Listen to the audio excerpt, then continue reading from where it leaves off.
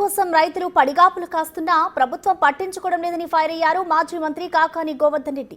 Urea బస్తాలు సమృద్ధిగా ఉన్నాయని, ఒకసారి కొరత ఉందని మరోసారి చెబుతున్నారని ఆరోపించారు. సూపర్ 6 సూపర్ హిట్ అంటూ అబద్ధాలు ఆడుతున్నారని మండిపడ్డారు. యూరియా విషయంలో ముడుపులు తీసుకొని ప్రైవేట్ వ్యక్తులకు కూడబెట్టి రైతులను ముంచారని ఆరోపించారు ఆయన. రాష్ట్రానికి సంబంధించినటువంటి యూరియా ఏదైతే ఉందో కేటాయించినటువంటి యూరియాలో సగభాగం కూడా రాష్ట్రానికి చేరలేదు అని చెప్పి జాతీయ పత్రికల్లో కూడా ఈరోజు వార్తలు ప్రధానంగా వచ్చాయి.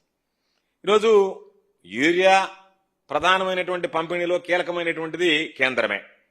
అక్కడ ఇక్కడ కూటమి ప్రభుత్వం ఉన్నప్పుడు, మీ ప్రభుత్వమే కేంద్రంలో ఉన్నప్పుడు రైతులకు సంబంధించి కేటాయించినటువంటి ఎరువులను తీసుకొచ్చి రైతులకు ఇవ్వాల్సినటువంటి బాధ్యత మీ మీద ఉన్నప్పుడు వాటి గురించి పట్టించుకోకుండా ఈరోజు ఖరీఫ్ సీజన్ ప్రారంభమై వరి సాగు ప్రధాన పంటగా ఈరోజు సాగు చేస్తుంటే రైతులు యూరియాకి గణనీయమైనటువంటి డిమాండ్ పెరిగినటువంటి నేపథ్యంలో ఏమాత్రం ఆలోచన చేయకుండా ప్రైవేటు వ్యక్తులకు కట్టబెట్టి డీలర్లకు దోచిపెట్టి వాళ్ళ ద్వారా మీరు ముడుపులు తీసుకుని ఈరోజు రైతులకు పాపం 200 రూపాయలు 300 రూపాయలు బస్తా మీద అదనంగా చెల్లించాల్సినటువంటి దుస్థితి ఏర్పడింది. అంటే దీనికి ఎవరు బాధ్యత వహించాలి అనేటువంటిది చంద్రబాబు నాయుడు గారు రైతాంగానికి సమాధానం చెప్పాల్సినటువంటి అవసరం ఉంది. ఈరోజు పాపం పడిగాపులు కాస్తున్నారు, ఎండలో క్యూలో నిలబడుతున్నారు, వర్షాలు తడుస్తున్నారు.